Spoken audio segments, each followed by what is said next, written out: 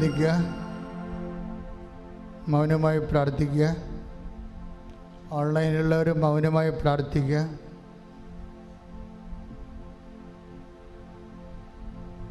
ഈ ആഴ്ചയിലും ഈ മാസത്തിലും അത് നടക്കേണ്ട വിഷയങ്ങൾ പരിശുദ്ധ അമ്മയുടെ മാധ്യസ്ഥയിൽ ഏൽപ്പിച്ചുകൊണ്ട് പ്രാർത്ഥിക്കുക.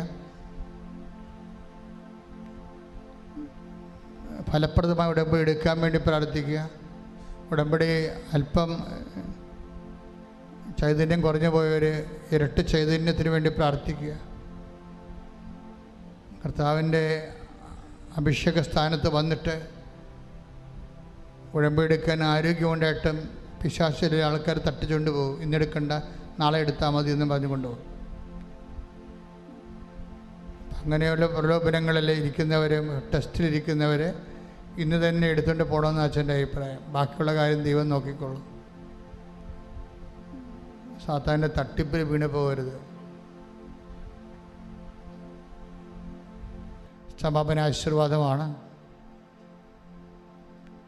എന്തെങ്കിലും വ്യക്തിപരമായ വിഷയങ്ങളുള്ളവർ ഇപ്പോൾ കണ്ണീരോടെ കർത്താവിൻ്റെ തിരുസന്നിധി പ്രാർത്ഥിക്കുക.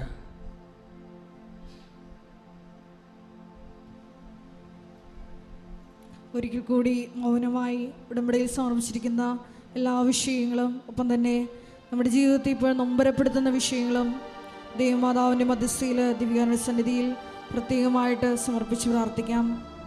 ഒപ്പം തന്നെ ഇന്നത്തെ ധ്യാനത്തിൻ്റെ വചന വെളിപാടിൻ്റെ അടിസ്ഥാനത്തിൽ പ്രാർത്ഥന വരമെന്ന വലിയ കൃപയ്ക്ക് വേണ്ടി നമുക്ക് പ്രാർത്ഥിക്കാം. വിശ്വാസ വരം ലഭിക്കുന്നതിന് വേണ്ടി നമുക്ക് പ്രത്യേകം പ്രാർത്ഥിക്കാം. കാരുണ്യ പ്രവർത്തികളിലൂടെയും പ്രേക്ഷിത പ്രവർത്തനങ്ങളിലൂടെയും ദൈവത്തിരുസന്നിധിയിൽ ആസ്തി വർദ്ധിപ്പിച്ചെടുക്കുവാൻ ഈശോയെ ഈ ആരാധനയിലൂടെ ഞങ്ങൾ ഓരോരുത്തരെയും അഭിഷേകം ചെയ്യണമേ എന്ന് പ്രാർത്ഥിച്ചുകൊണ്ട് ശിരസ് നമിച്ച് നമുക്ക് ദിവ്യകാരുണ്യനാഥൻ്റെ ആശീർവാദം സ്വീകരിക്കാം.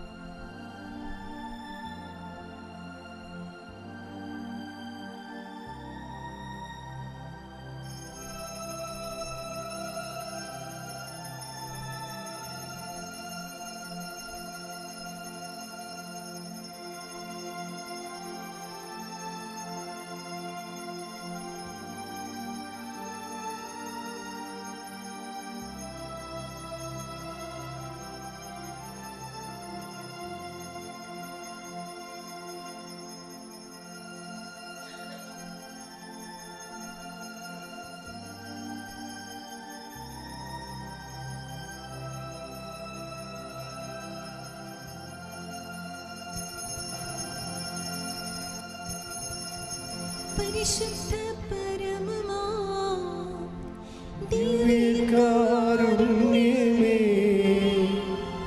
എന്നുമെന്നും അങ്ങേയ്ക്ക് ആരാധന.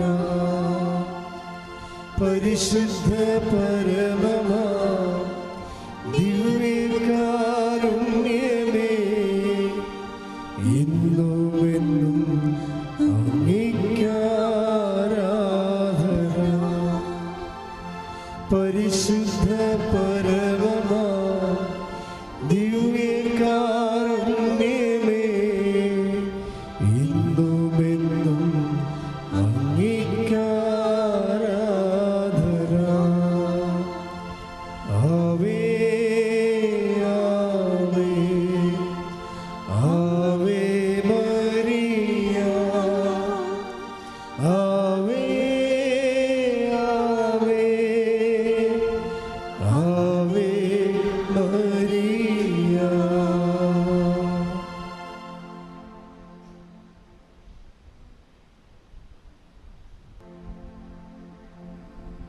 വ്യാഴവും ഞായറും ഒഴിച്ച് എല്ലാ ദിവസവും അച്ഛനോടുണ്ട് ആൾക്കാരെ കാണുകയും ചെയ്യും.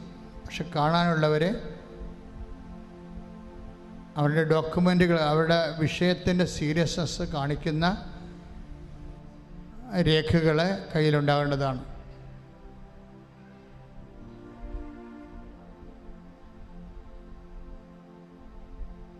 പിന്നെ അച്ഛനെ കണ്ടേ മതിയാവത്തുള്ളെന്നുള്ള ആൾക്കാരുണ്ട്.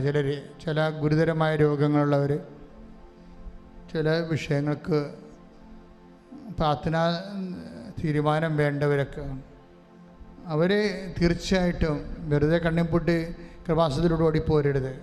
അച്ഛനിവിടെ ഉണ്ടോ എന്ന് ഉറപ്പ് വരുത്തണം. തലേ ദിവസം വിളിച്ച് ഉറപ്പ് വരുത്തണം.